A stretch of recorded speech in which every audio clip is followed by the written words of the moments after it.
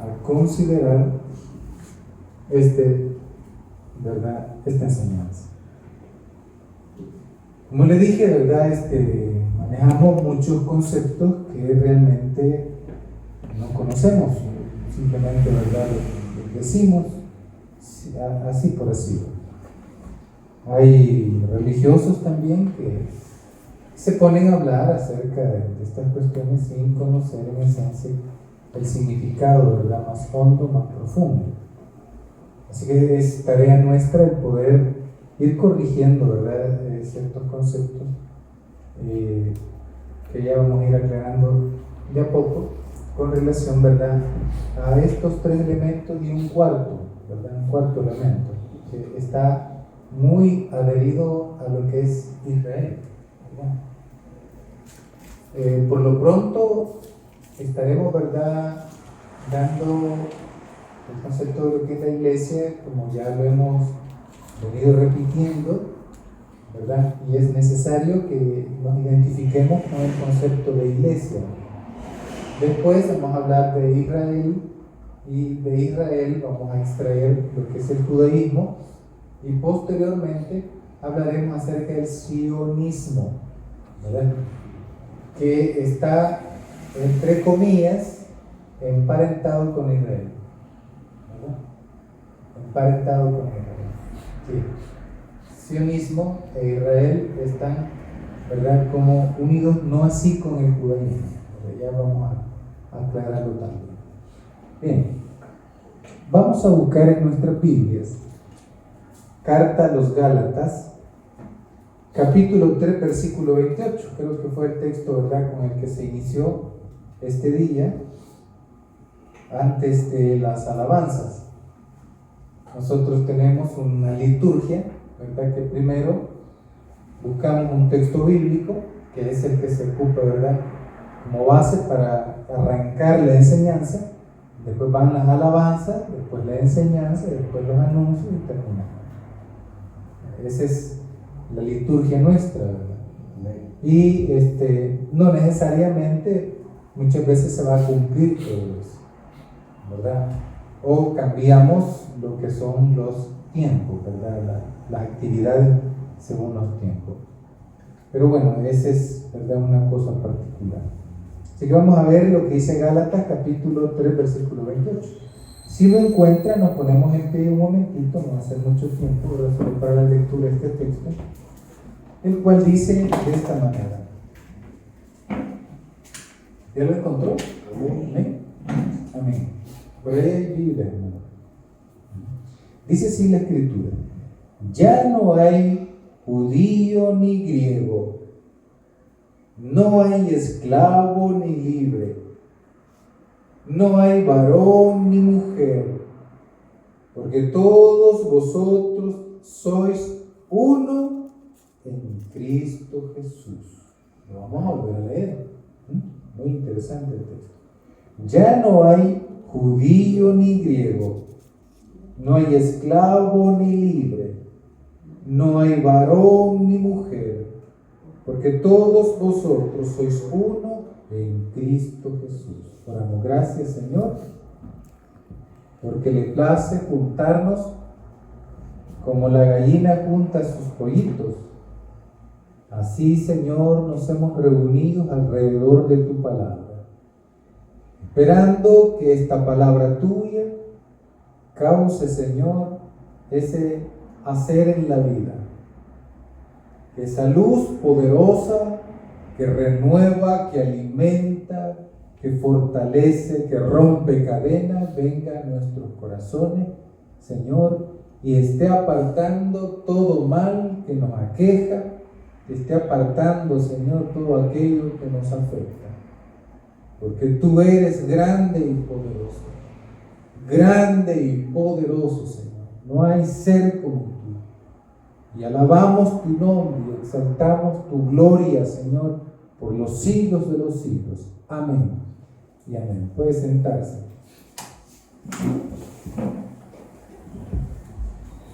Es interesante cómo, ¿verdad?, se plantea esta situación en cuanto a los conceptos que nosotros como iglesia hemos conocido. El texto que nosotros leímos, que tiene que ver con Gálatas, Gálatas es una carta que se escribe a los Gálatas específicamente, ¿verdad? Y que una iglesia que vivía, es como decir, ¿verdad?, Santa Tecla o Lourdes, Colombia. Allá en Lourdes había una iglesia. Y esa iglesia tenía problemas. Recordemos esto, ¿verdad? Y no lo perdamos de vista en el transcurso de esta enseñanza. Recordemos que Jesús fue judío. ¿Ven? Yo creo que ahí no hay error, ¿verdad?, para nosotros como creyentes que ya tenemos años de estar asistiendo a estas enseñanzas. Jesús no fue cristiano, no fue católico, no fue protestante, ni tampoco evangélico, ni tampoco musulmán. Jesucristo, ¿verdad?, fue un judío, con todas sus tradiciones, con todos sus rituales. Jesús fue un judío que estaba cansado, por supuesto, de una interpretación que se hacía, ¿verdad?, bajo los lineamientos de los que gobernaban el templo. Y por supuesto, Jesucristo comenzó a tener problemas, ¿verdad?, por su forma y comprensión que tenía de Dios y de la vida. Los problemas que tuvo Jesús, bienvenido hermano, Dios le bendiga.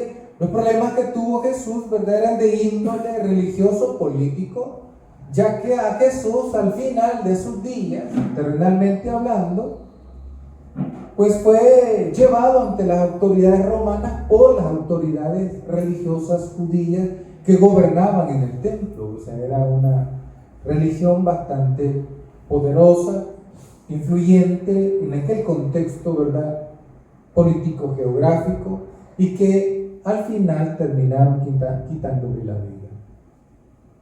Entonces Jesús pretendió, ¿verdad?, influir con su enseñanza, liberando al ser de aquellas enseñanzas que habían secuestrado su alma.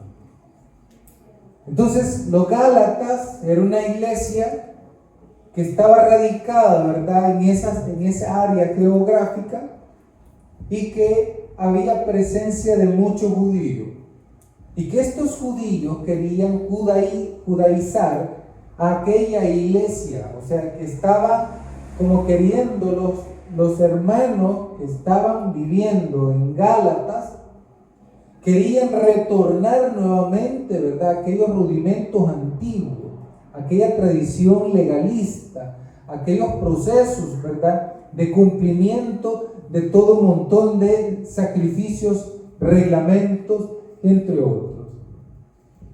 Por lo tanto, se escribe la carta llamándoles fuertemente la atención. De hecho, desde el capítulo 3, versículo número 1, les llama, oh Gálatas insensatos. En otras traducciones les dice, oh Gálatas tontos, ¿verdad? Porque querían retornar a lo antiguo, querían regresar a la práctica de una ley que no tenía vida, sino que simplemente se convirtió en algo tan repetitivo que no había lugar para un arrepentimiento genuino de sus acciones, sino que simplemente estaban respondiendo a un hacer para poder estar en paz consigo mismo, pero no con la vida en su entorno. Entonces encontramos, ¿verdad?, que llega un momento donde Jesús y todos aquellos que estaban en su entorno, llega un momento de que las cosas comienzan a cambiar, ¿verdad? Las cosas comienzan a cambiar. Por lo tanto, ya con la presencia de Jesucristo y la comunidad cristiana ya está establecida, entonces ya no se puede estar hablando, dividiendo el pensar entre lo que es el pueblo de Israel y la iglesia. Présteme atención con esto, por favor, porque es muy importante. Para la iglesia naciente, los nuevos creyentes, por medio de Jesús, ya no hay tal división entre lo que es Israel y la iglesia. Amén. Ya no se puede estar hablando en esos términos en la actualidad.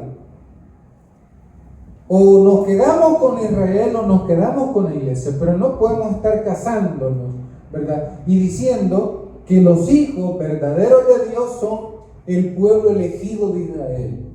Ya no podemos estar hablando en esos términos en estos tiempos. Porque si no, entonces el sacrificio de Jesús en la cruz del Calvario, según la interpretación de los que estuvieron presentes y que después, ¿verdad?, la tradición comenzó a mantener lo que era aquella interpretación que llegó también a convertirse en texto bíblico.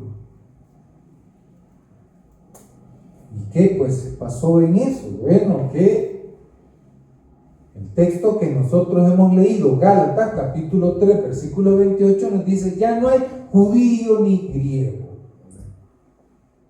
Hechos de los Apóstoles nos habla, ¿verdad?, que primeramente estaban solo judíos y que después, ¿verdad?, mandaron a llamar a los griegos para servir a las mesas, para que colaboren, para que se involucren también en la comunidad.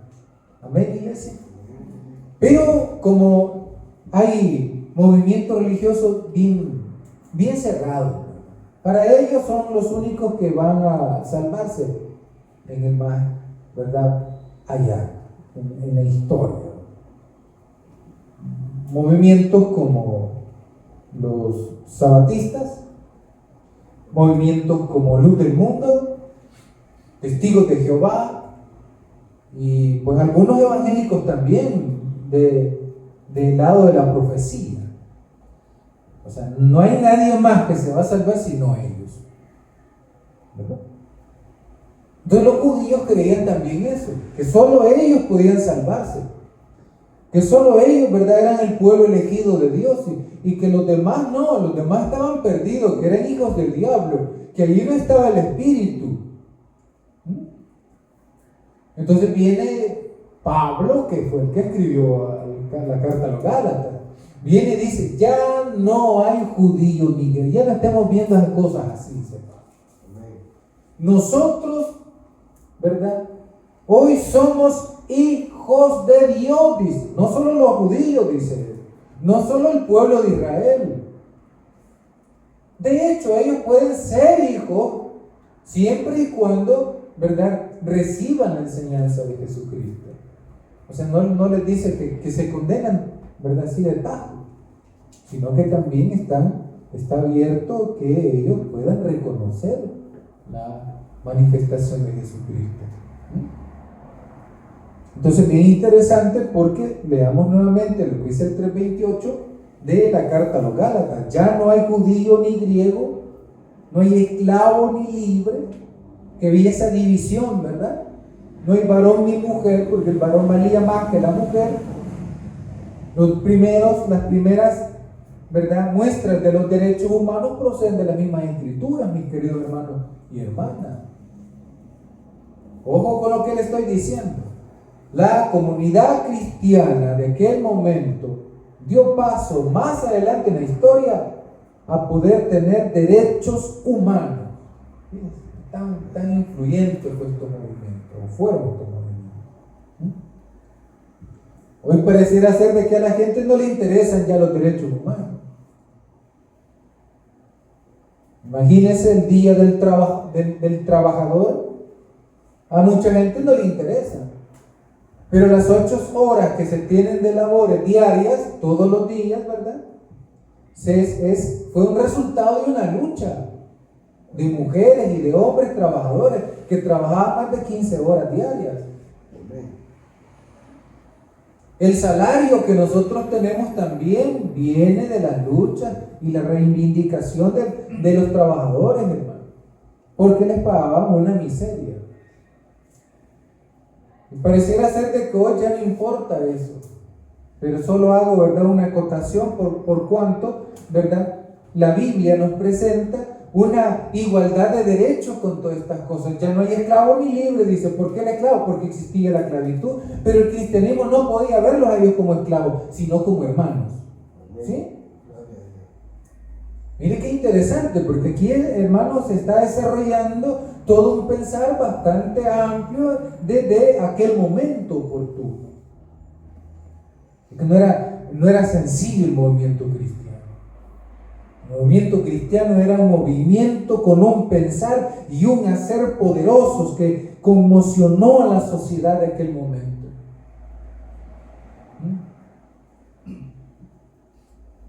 Así que la iglesia tenía ese tipo de características.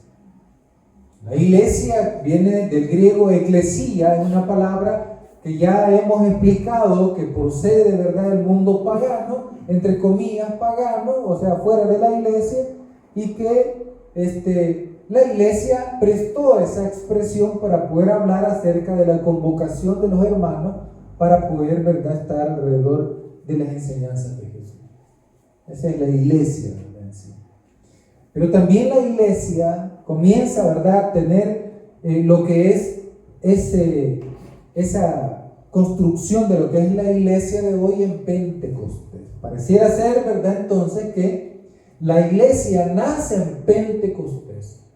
Cuando Jesús, ¿verdad?, parte de este mundo, deja a su espíritu y todos reunidos en un aposento alto, que alrededor de 120, dice la Escritura, allí ellos llegaron a comprender a cabalidad, según, ¿verdad?, se les estaba explicando, porque la fe viene por el oír y el oír la palabra de Dios.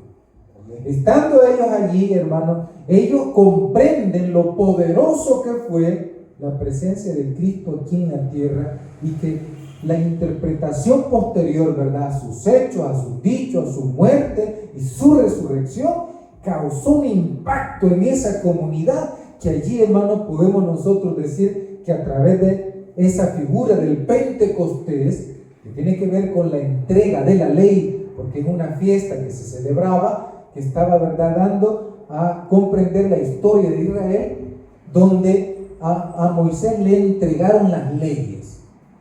Pero aquí el sentido ya no es la entrega de la ley, sino la entrega del Espíritu, la entrega de la comprensión de lo que significa Jesús en la vida de las personas. ¿Dónde nace la iglesia entonces? En Pentecostés. Van a haber otras teorías también, ¿verdad? Y no por eso vamos a nosotros a rechazar. Pero nosotros, hermanos, somos del parecer, como iglesia que somos aquí, que la iglesia entonces nace, o, hermano, el germen de la iglesia, ¿verdad?, se desarrolla aquí, en Pentecostés. Es el símbolo de la entrega de la ley, pero ya no es la ley de Moisés, sino de las enseñanzas de Jesucristo. ¿Estamos, iglesia? Amén. Bien. Bueno. De ahí en adelante comenzamos a ver ciertas características, ¿verdad?, de esta iglesia. Uno, que comparten sus bienes. En la actualidad podemos hablar de compartir los bienes a través, ¿verdad?, de un aporte que uno hace a través de diezmos, ¿verdad? Uno dice, bueno, aquí están mis diezmos, gracias a Dios tengo trabajo, gracias a Dios tengo esto, gracias a Dios recibí esto, entonces yo pongo esto, ¿verdad? Entonces es muy importante poder ver de que en la actualidad eso se sigue haciendo, se sigue compartiendo parte de los bienes para bendecir a la misma comunidad, para bendecir, ¿verdad?, a los hermanos y demás.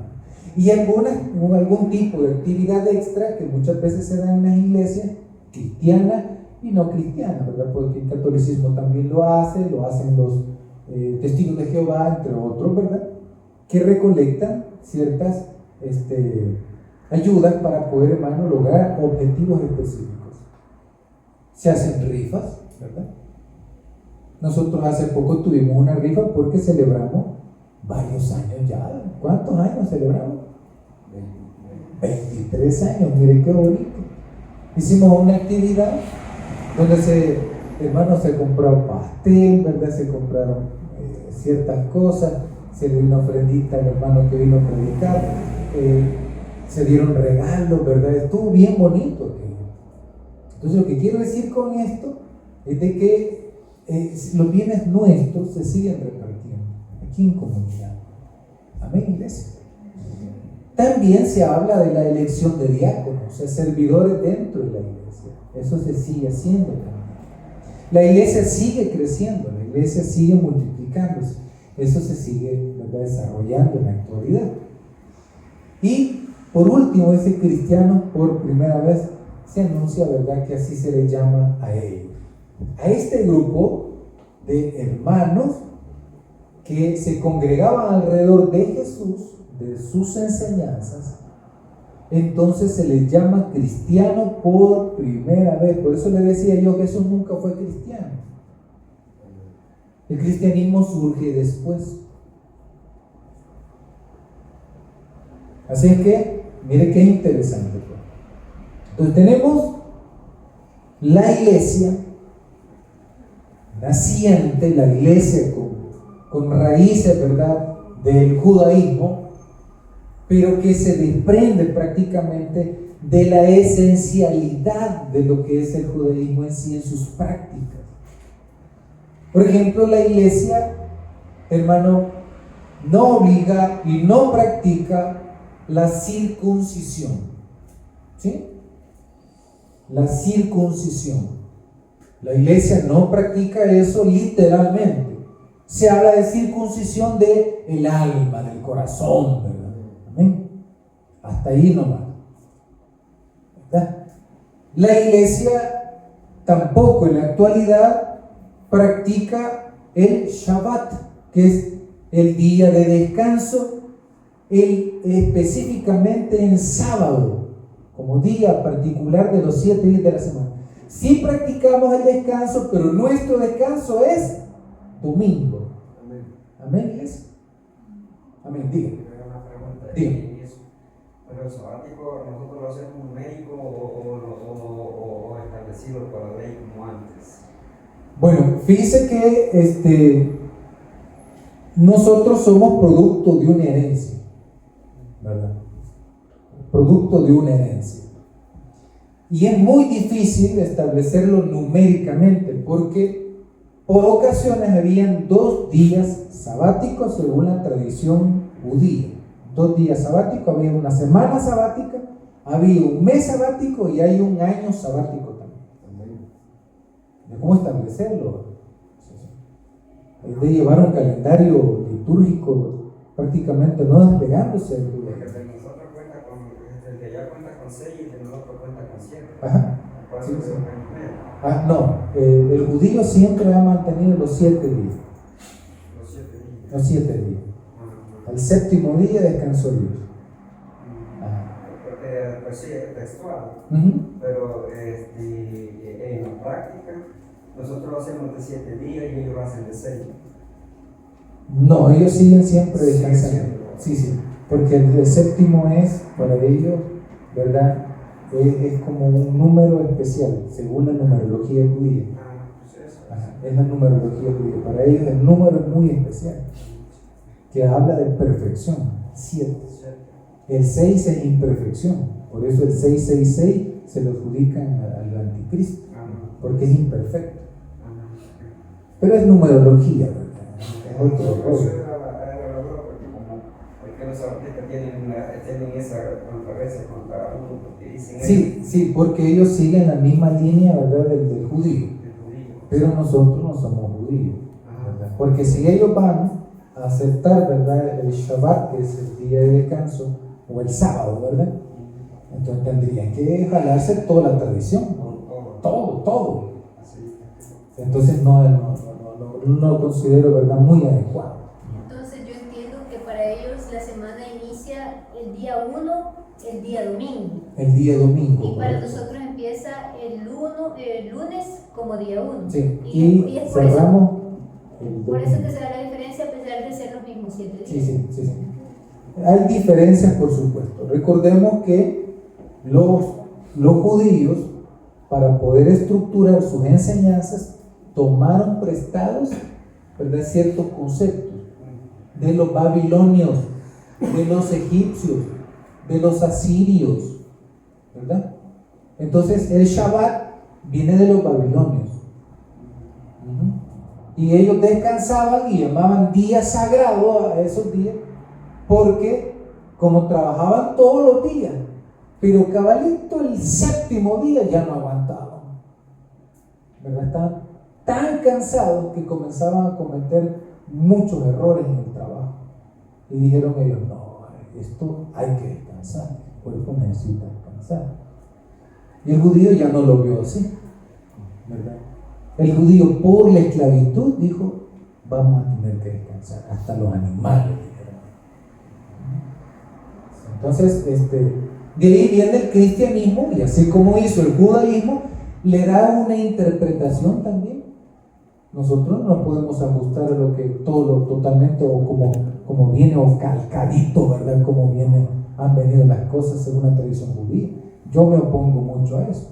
Hay quienes, ¿verdad?, siguen la tradición, pero no estamos supuestos a seguir una tradición, ¿verdad? Por lo tanto, nosotros nos ajustamos, ¿verdad?, a cómo en el tiempo, ¿verdad?, el cristianismo resolvió este conflicto, ¿verdad?, con el judaísmo, con relación al sábado, propiamente el día, ¿verdad? Entonces nosotros celebramos el Shabbat, que es día de descanso, no es el sábado en sí, sino que es día de descanso. Shabbat significa día de descanso. Descansamos domingo. Amén. Creo que no hay duda en eso. Amén. Entonces, si nosotros nos damos cuenta que esa iglesia naciente tiene sus propias características, y algo muy importante es que comienza a desplazarse la figura de Moisés y se establece la figura de Jesucristo.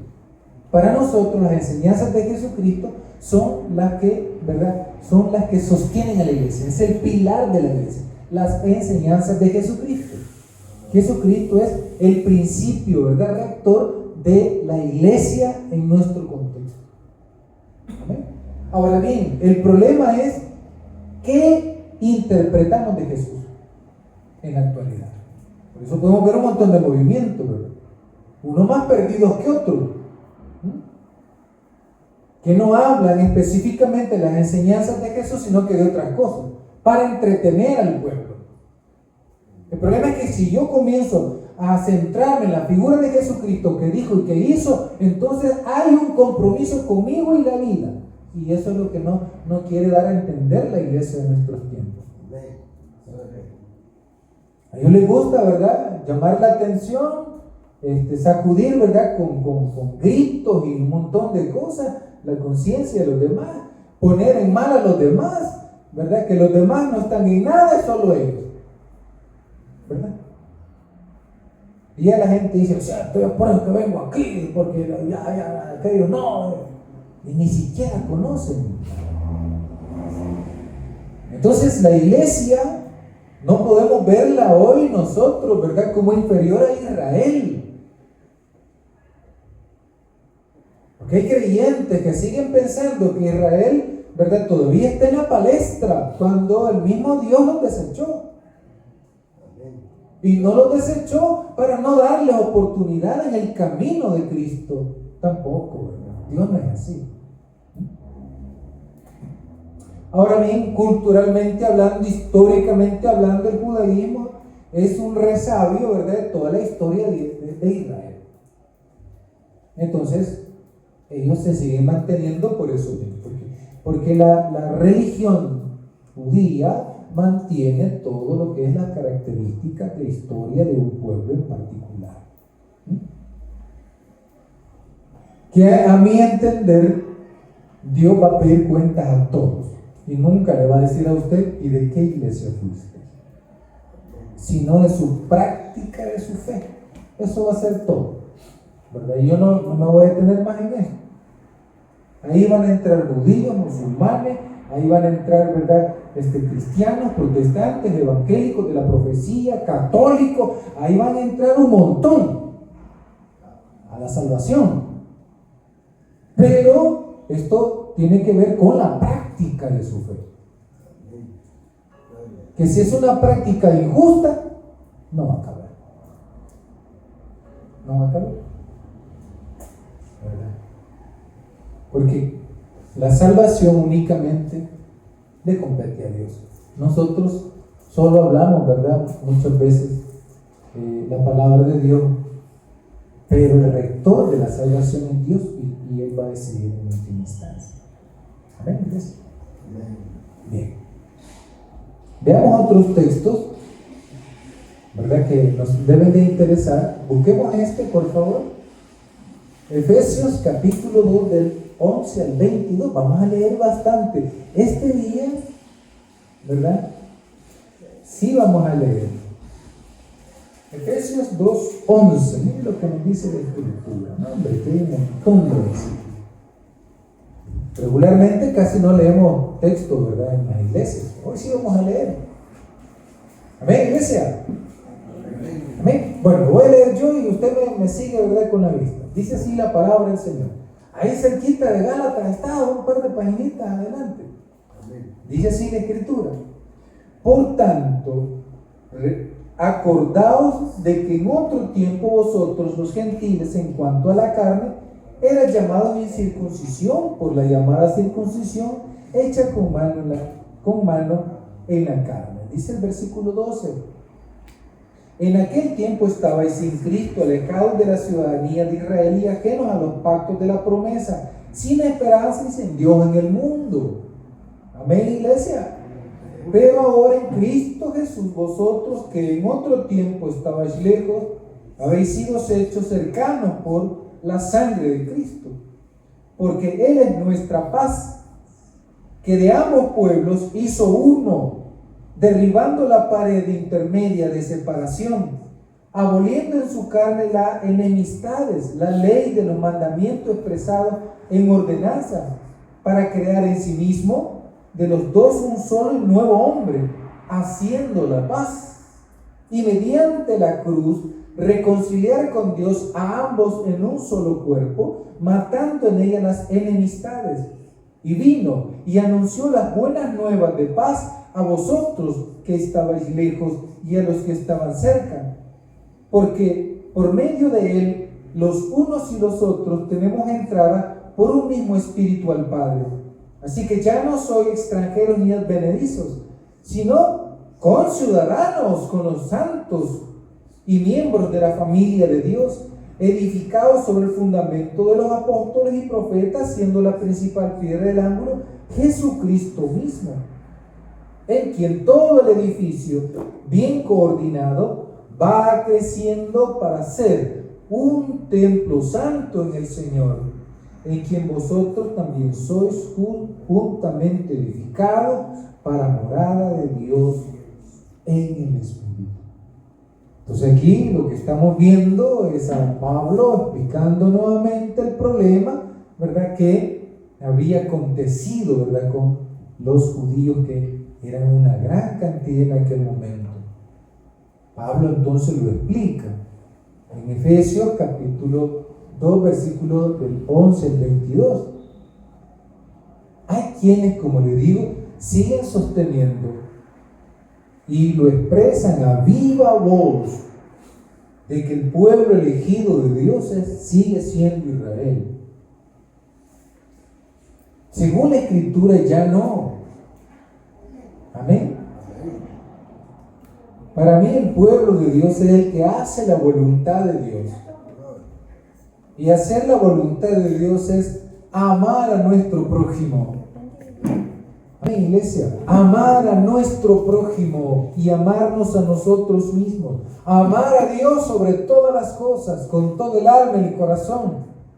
Y que no solo puedo decir amo a Dios, qué bonito, amo a Dios, ya le fui a cantar y cuando llego a la casa le pego una patada al chucho, ¿verdad? Porque me está pidiendo comida, porque, ¿verdad?, no le dejé alimento a los hipotes que tenían todo el día, ¿verdad?, que me llevé yo en el culto, allá en la iglesia, en la vigilia de remate, y allá sin comida los hipotes, ¿verdad? Amén. Y uno dice, eso es, ¿verdad?, hacer la voluntad de Dios, dice uno. Momento que no es así la cosa. Amén, iglesia. Amén. Tiene que haber una relación entre lo que es la justicia y Dios, entre el amor verdadero de Dios, ¿verdad?, y la palabra, la vida en sí. Entonces tenemos que el apóstol escribe la carta a los Efesios y dice, ¿verdad?, que ya no existen dos pueblos, hoy existe uno solo.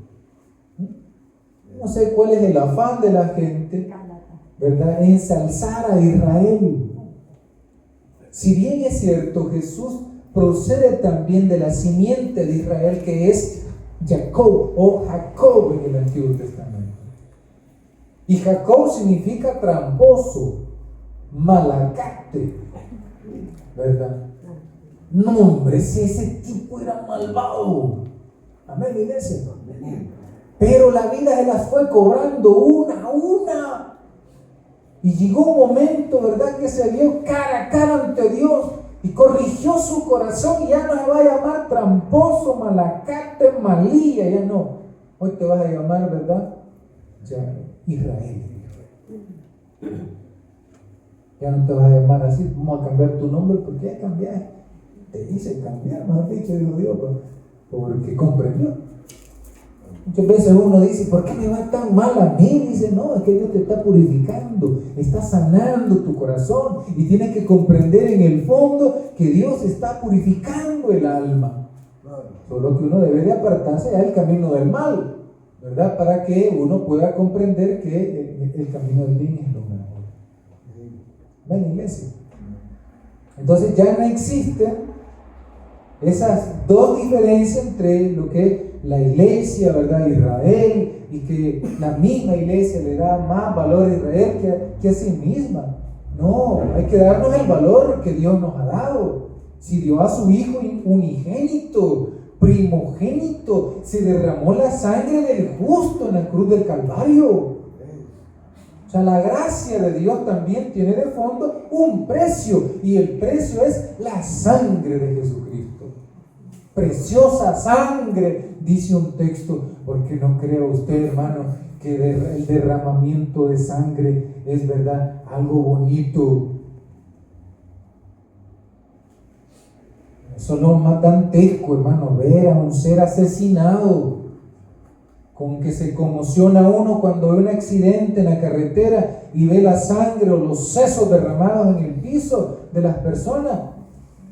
Eso es algo feo, hermano.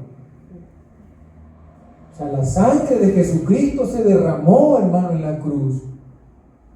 Eso fue horrible, un asesinato cruento.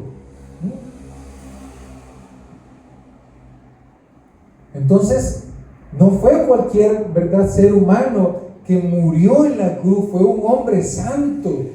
Uno pudiese decir, bueno, está bien, ¿verdad?, que asesinen a ese otro asesino, pero fue la vida de un hombre santo, un hombre puro.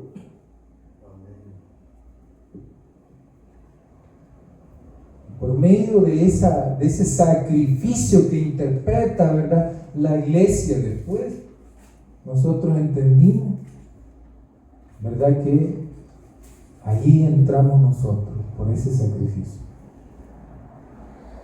por la fe, pero no una fe muerta, sino una fe viva. Y la fe viva tiene que ver, ¿verdad?, con una metanoía, un cambio radical en la vida. Ya no voy yo en el camino de la injusticia. Hoy me he dado vuelta, he girado ya de una sola vez y para siempre. Ya no voy a ser el mismo, ya no voy a ser, ¿verdad?, la misma persona malvada, cruel, ¿verdad?, sin sentimiento. Yo voy a cambiar porque Cristo me cambió, porque el Señor me transformó. Me ha llamado de las tinieblas a su luz admirable, y yo hoy camino con la mano de Cristo, ¿verdad?, y voy allí avanzando en la vida. Entonces, yo no puedo reducir mi calidad como parte de la iglesia y decir de que nosotros somos inferiores a Israel.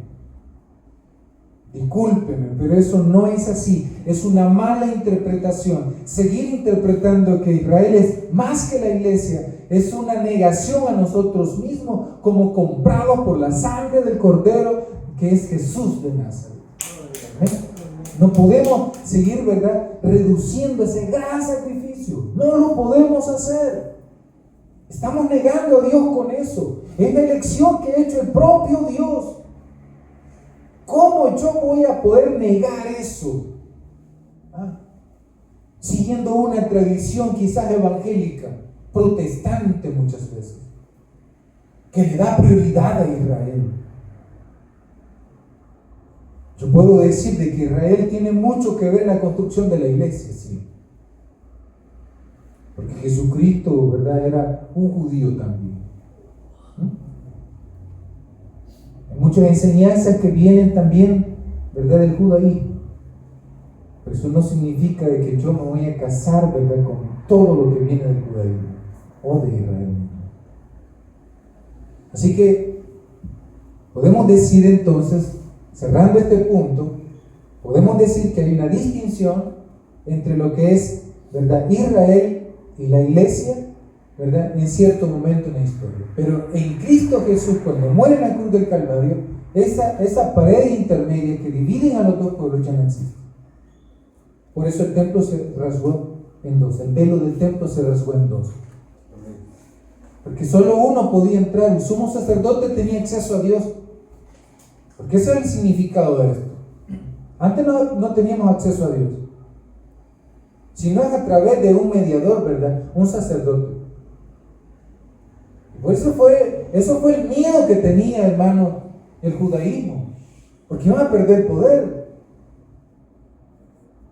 Y ese fue el miedo de la iglesia católica también, porque iban a perder el poder que tenía. Y ese es el miedo que tienen todas aquellas organizaciones religiosas que son bien cerradas, que van a perder mucho poder. Porque hoy la persona, por la fe, tiene acceso directamente a Dios. Por el enorme sacrificio que Jesús realizó en el cruz del Calvario, que Él no quería llegar allí honestamente. Amén, iglesia. ¿O usted cree que el corderito quiere que lo asesine? Cree que por su propia voluntad va corriendo, ahí bien feliz, el corderito, a matarme van, así que voy ahí bien feliz. No, hermano, Jesús sufrió, pagó un precio muy alto.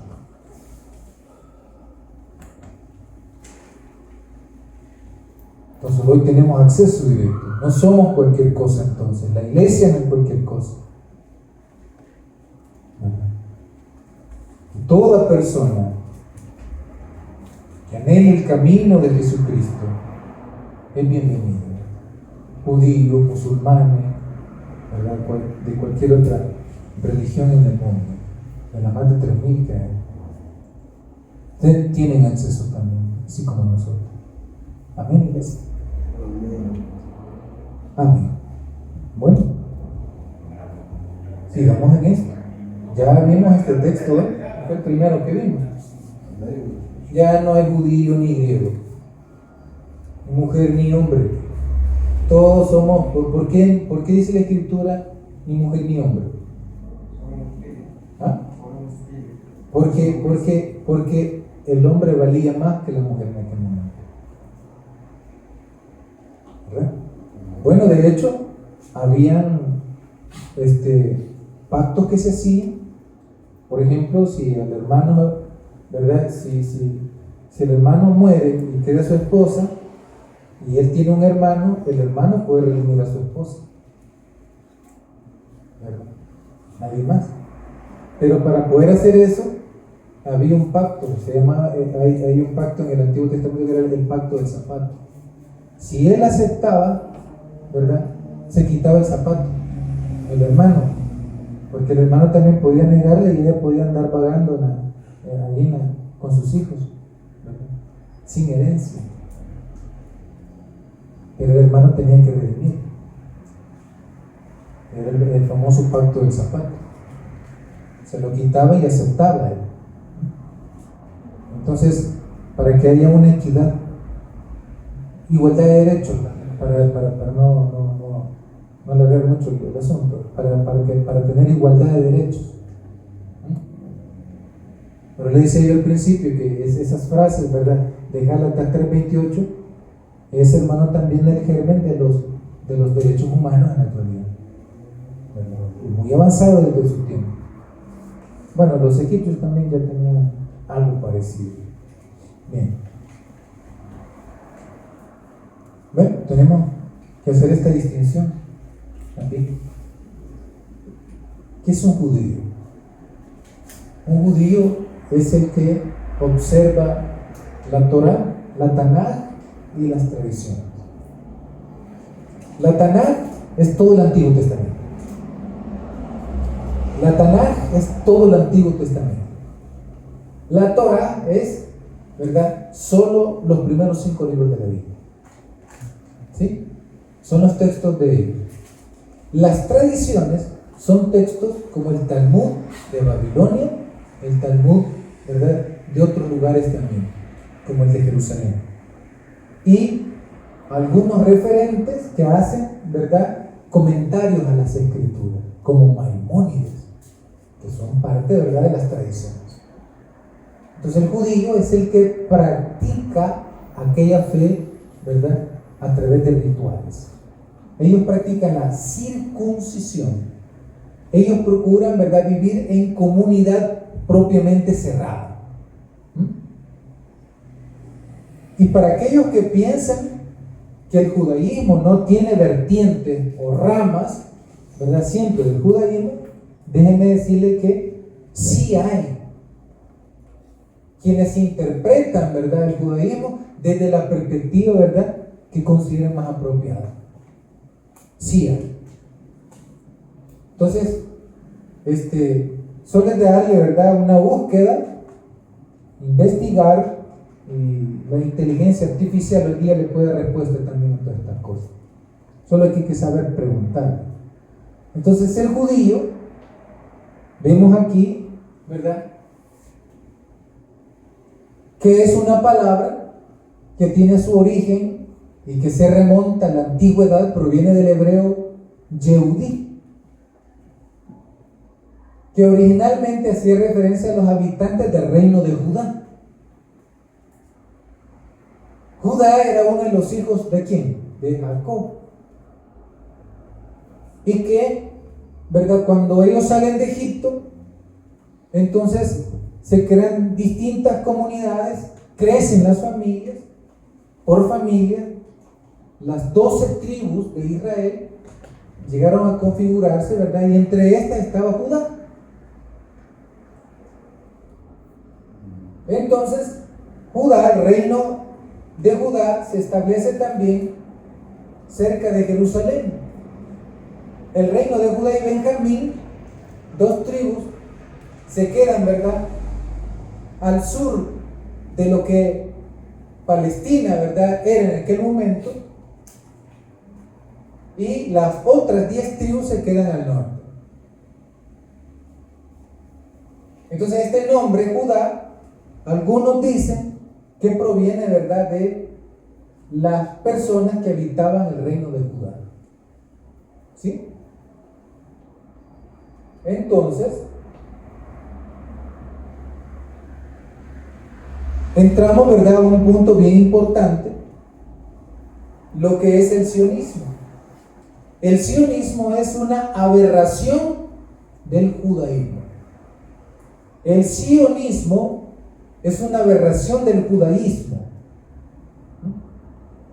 Es como decir, ¿verdad?, y no lo hago con carácter extremadamente negativo, que nosotros lleguemos a odiar o a repudiar, ¿verdad?, ciertos movimientos. Por ejemplo, una deformación, ¿verdad?, en cuanto a la salvación que se alcanza por medio de la gracia de Dios, la misericordia de Dios y, hermano, la fe puesta en Jesucristo. Amén. La fe en Cristo o la fe de Cristo, ¿verdad? Que este movimiento religioso, ¿verdad?, como la luz del mundo, apartan a Jesucristo y ponen a su profeta, ¿verdad? Ahí muere todo. O sea, él es el único que tiene la llave del reino. O sea, es el único que puede darle salvación a la comunidad. Y por eso le sirven como le sirven, porque tienen miedo. Apartarse de él es apartarse de la salvación. Es un modo, ¿verdad?, de terrorismo religioso. Porque en lugar de fomentar la reflexión, ¿verdad?, y el cambio de actitud ante la vida, lo que hacen es atemorizar a las personas. Con un discurso bien razonado, amoldado, ¿verdad?, a la imagen y semejanza del movimiento. El sionismo es parecido, es una construcción, pero que tienen diferencias entre lo que es el judaísmo y el sionismo. El sionismo, ¿verdad?, tiene la característica de ser más político que religioso. Amén. El sionismo es más político que religioso, y esto es su fundador. Este es su fundador. Dice el primer congreso sionista, ellos se reunieron. Estamos hablando, hermano, de los que tienen más plata en el mundo.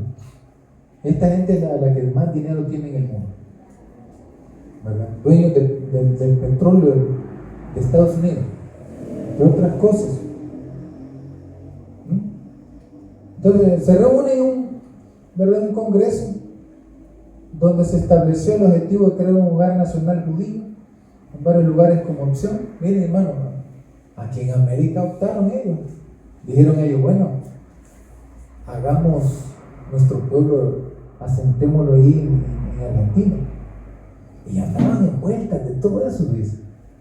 Pero como los argentinos no se dejan, pero es tan fácil, no lo permitieron. De ahí se van al Congo, en África. Y las cosas las vieron bien feas también. Y bueno, dijeron, la mayoría decía, no hombre, si ese es el territorio que Dios nos ha dado a nosotros, pues, el actual Palestina. Bueno, ahí donde están los de Gaza, ¿verdad? Y entre otros, ¿no? Entonces dijeron ellos, hagámoslo ahí en Palestina. Y pasada la Segunda Guerra Mundial, hubo, hermano, no sé si por aquí lo tengo, si aquí está.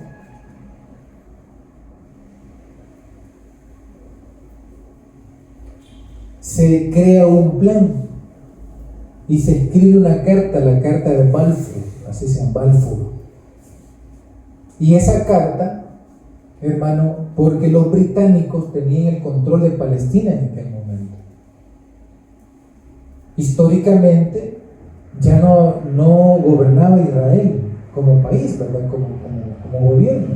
Ellos ya no gobernaban esa zona, porque tuvieron pleito cristianos, árabes, musulmanes y los judíos, ¿verdad? En una minoría bien escasa. Pero lo que queremos decir con esto, que la ONU en 1947 aprobó el plan de partición de Palestina. O sea, Palestina, ¿verdad? Si usted busca en el mapa, Palestina tiene una dimensión parecida a la de El Salvador, 92.000 kilómetros cuadrados, por ahí. Entonces, nosotros de El Salvador, con las personas que le quitaron, hermano, quedó como 21 y fracción, ¿verdad? El Salvador es pequeño y lo achican más, ¿verdad? Conforme el tiempo.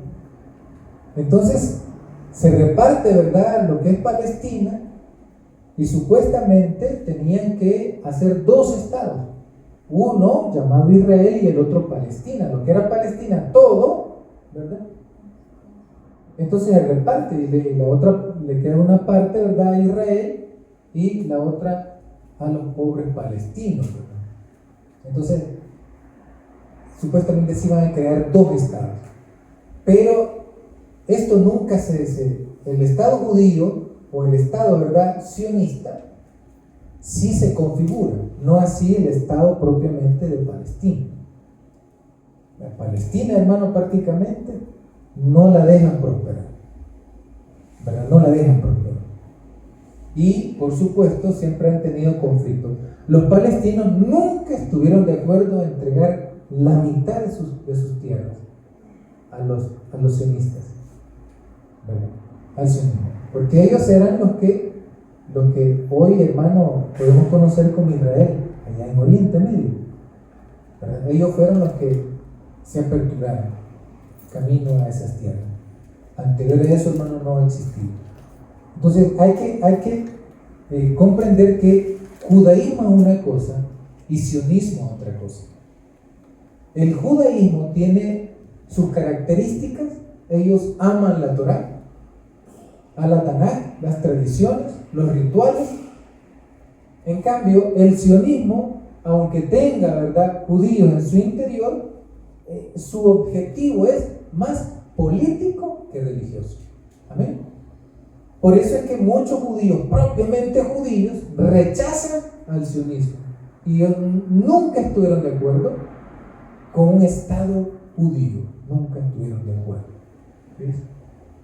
Entonces las masacres y todo eso que ha habido en la historia, ¿verdad?, de parte del nuevo Estado que se configura en 1948, las masacres de los palestinos que eran los dueños de aquellas propiedades, entonces, hermano, no tuvieron mayor eco a nivel internacional, ¿verdad? Porque los sionistas, o Israel en la actualidad, se llevan con Estados Unidos, ¿verdad? Entonces el Israel actual, ojo con esto que les voy a decir, el Israel actual no es el mismo Israel de la Biblia, que quede claro, porque aquí, ¿verdad?, lo administran los sionistas. Es un grupo, hermano, extremo, que no piensa dos veces destripar a cualquiera que atente contra su soberanía, ¿verdad? O sea, ellos pudieron hacer lo que quisieron con las tierras de otras personas. ¿Amén? Pero que los otros quieran recuperar eso, no, hombre, hermano. Llueve sobre mojado.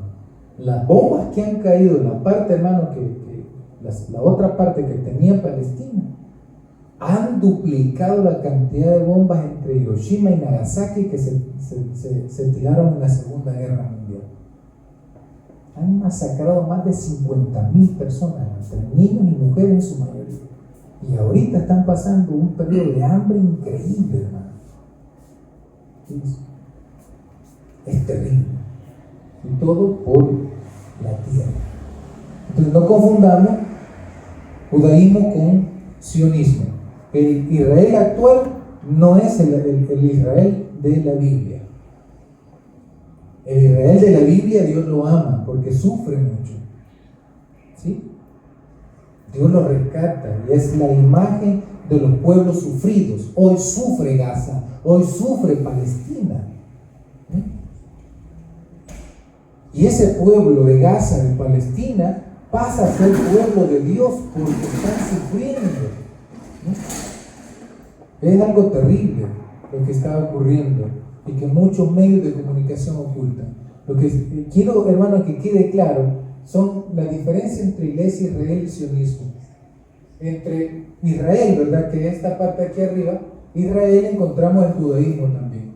Entonces, la iglesia no puede ser menos que Israel, ¿sí? Israel, hermano, no es el Israel de la antigüedad. Este Israel es otro Israel, ¿verdad? Entonces, ¿sí?, lo que quiero es que nosotros tengamos una concepción, hermano, más clara, sin reducir, sí, así es la expresión, reducir la grandeza de la iglesia en nuestros tiempos. No podemos nosotros seguir, ¿verdad?, repitiendo como pericos aquel discurso, ¿verdad?, que pone a Israel más alto que la iglesia, cuando el sacrificio de Cristo, hermano, es más que suficiente para poder tener acceso al Padre, para tener acceso a Dios, ¿verdad?, a su salvación, a su gracia, a su misericordia. No podemos reducir, ¿verdad?, ese gran sacrificio de Cristo y decirle que la iglesia, ¿verdad?, simplemente, ¿verdad?, es algo secundario en el plan de la salvación de Dios. No, hermano, no es así el asunto. Pero bueno, no sé si hay alguna preguntita hasta acá, ¿verdad?, con relación a este tema que hemos hablado. A ver, Este es el texto que ya habíamos visto, ¿verdad? Que nos habla de que ya no existen dos pueblos, que el sacrificio de Cristo hace, ¿verdad?, y unifica lo que es la vida religiosa y el acceso a Dios. Ya no podemos decir que nosotros somos extranjeros, ya no podemos seguir pensando eso. ¿Amén? A ver, ¿alguna preguntita? ¿Amén? Hermano, quiere decir que, vaya, el texto que acabamos de leer, ¿verdad?, de Gálatas 3:28, Sí.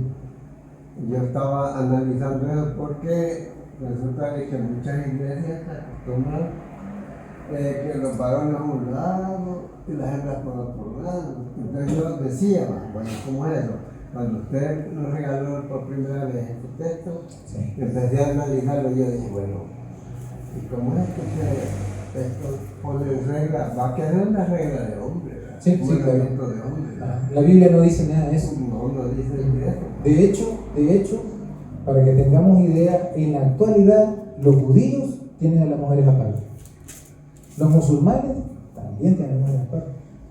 Solo el pueblo cristiano, ¿verdad?, más formado, más, ¿verdad?, con más criterio, ¿verdad?, de la vida y de respeto a la humanidad, ya rompió con eso. Pero no todos los cristianos son así, ¿verdad? Por lo menos el liderazgo cristiano no todo es así. ¿Verdad? Que algunos siguen ese mismo lineamiento bien autoritario, ¿verdad?, que hace una distinción entre lo que es el hombre y que es la mujer. Entonces ahí no se está dando la igualdad. ¿Sí? También, hermano, Bueno, solo termino con esto, es decir, hubo una iglesia que lo estaba practicando, una de las más grandes de aquí del país, era la iglesia Lin. Ellos practicaban esa división, dejaban a los hombres a un lado y las mujeres a otro lado. Porque muchas veces las parejas decían, ¿y por qué no se separan? Si son esposos, ¿verdad? Entonces se resentían en ese sentido. Y bueno, uno por un lado y otro por otro, y cuando terminé el culto me decía, ya van ustedes, quizás alguien me la llevó, digo, ¿verdad? O la mujer, quizás otra mujer se le dio, pero como les digo, entonces estamos ante un cambio, por lo menos la iglesia hizo un cambio después, ¿verdad?, donde todos son parte, ¿verdad?, de todo. O sea, ya no hay problema. Por lo menos superaron eso. ¿Me iba a decir algo más? No, referente a que cuando usted mencionaba que el velo del templo se rasgó. Sí. Entonces, El velo del templo, sí. El velo, sí. Entonces, lo que quiero decir yo es que allí, bueno, los medios que entiendo yo, pues, digo, bueno, en aquel tiempo, como dijo usted, el sacerdote podía entrar, pero Sí. ahora, gracias a la bondad de nuestro Señor Jesús, que Sí. se pida por cada uno. Con la reforma protestante, ¿verdad?, ya se habla del sacerdocio universal. Exacto. Entonces ya podemos, con la mente de Cristo, podemos irnos al Padre. ¿Va? Sí. Eso para mí es bien importante. Sí. Y le agradezco eso. Muchas gracias. Ver eso así no significa desvalorizar el liderazgo de la iglesia, ¿verdad? Porque quien le enseña a usted, ¿verdad?, ese camino, no significa, de todas maneras, el pastor ya me dijo que yo también soy sacerdote, ¿para qué me voy a ir entonces ahí? No, porque ahí encontramos humildad, sencillez, ¿verdad?, y aceptación de que seguimos aprendiendo en esta vida, que nadie, ¿verdad?, lo sabe todo y todos aprendemos en él. Yo aprendo de usted, ustedes de mí, y así es la relación. Amén, iglesia. Amén. No sé si hay alguna observación más, algún aporte de ustedes, preguntas por último. ¿No? ¿Están? Bueno, amén. Vamos a hacer una oración para concluir esto. Gracias, Señor, porque hasta aquí usted nos ha permitido conocer un poco más de la palabra. Perdónanos, Señor, porque muchas veces nos hemos desvalorizado como iglesia. Le hemos dado primacía a otros y reducido, Señor, nuestra gran importancia en esta vida. Así que, Señor, reconocemos nuestro error, lo enmendamos y nunca jamás nos vamos a ver menos que otros. Si es israelita o no, yo soy tu hijo o tu hija, Señor. Y reconozco, Señor, eso que tú has dado en nuestra vida. Así que, Señor, yo te doy las gracias porque nos cuentas como tus hijos e hijas, ya no como alguien de menor calidad, sino, Señor, somos parte de ese linaje. Y tú invitas a todo mundo, Señor, a ser parte de él. Así que, mi Dios, quiero darte las gracias porque nos reconociste un día en la vida como hijos tuyos y nosotros aceptamos eso porque andamos alejados de ti como el origen de la vida. Y hemos retornado a ese origen, nos hemos retornado a ti, reconociendo nuestras debilidades, nuestras incapacidades, nuestros errores, nuestros pecados, y venimos, Señor, delante de ti a pedirte perdón por habernos perdido y conscientemente, Señor, hacíamos cosas, dañábamos a nuestro prójimo, pero hoy, Señor, queremos hacer las cosas distintas porque te hemos conocido a ti. Y no es solamente la fe sola, sino, Señor, que lleva acompañado un compromiso con la vida. Así que, mi Señor, reconocemos también nuestro compromiso con la vida. Así que bendíganos por amor de ti mismo, Señor. Derrama de tu bendición sobre todos nosotros. Bendíganos, por favor. Siga mostrándonos tu luz admirable. No dejes que el enemigo se apropie de nuestras debilidades y nos haga pedazos, mi Señor. Sino, fortalézcanos a través de la palabra. Fortalézcanos a través, Señor, de saber de que hoy somos tus hijos e hijas. Bendíganos, pues, entonces. Acuérdese de nosotros. Ponga su mano de sanidad en el enfermo. Bendiga, Señor, el que tiene problemas familiares. Auxílianos, por favor, te necesitamos. Venga tu mano en favor, Señor, de la mujer que sufre, del hombre que sufre, del niño que sufre, de los pueblos que son, Señor, bombardeados, de los que están pasando hambrunas. Tenga misericordia de ellos y manda, Señor, a esos salvadores. Y reprenda duramente a todos aquellos, Señor, que afectan la vida en su conjunto. Apártalos del camino, Señor. Por favor, te lo pido. Bendiga a todo aquel que hace tu voluntad, Señor. Todo aquel que hace tu voluntad hoy es hijo o hija tuya. Así que, Señor, bendíganos a todos. Que tu gracia, tu bondad y tu amor nos acompañen estos días de la semana que viene. Que bendigas esta organización, Señor. Que bendiga a nuestros hijos, a nuestros familiares, amigos, vecinos, compañeros de estudio, a todos, Señor. Derrama sobre nosotros tu bendición y limpia el camino por donde vamos a pasar. Nos acobijamos, Señor, como el amigo que camina con los brazos, Señor, o con el brazo en el hombro, sabiendo de que ahí estaremos juntos. Como la pareja, Señor, que también van caminando juntos en la vida. Así, Señor, caminamos contigo. Y sabemos que tú no te retractas, porque tú eres Dios, no eres hombre. Y nos acompañarás hasta el fin de nuestras vidas y aún más allá. Nos aferramos entonces por la fe de que tú caminas con nosotros y que guía nuestros pasos, nuestras mentes y corazones. Quédese con nosotros entonces. En tu nombre oramos. Amén. Y amén. Demos un fortísimo aplauso al Señor.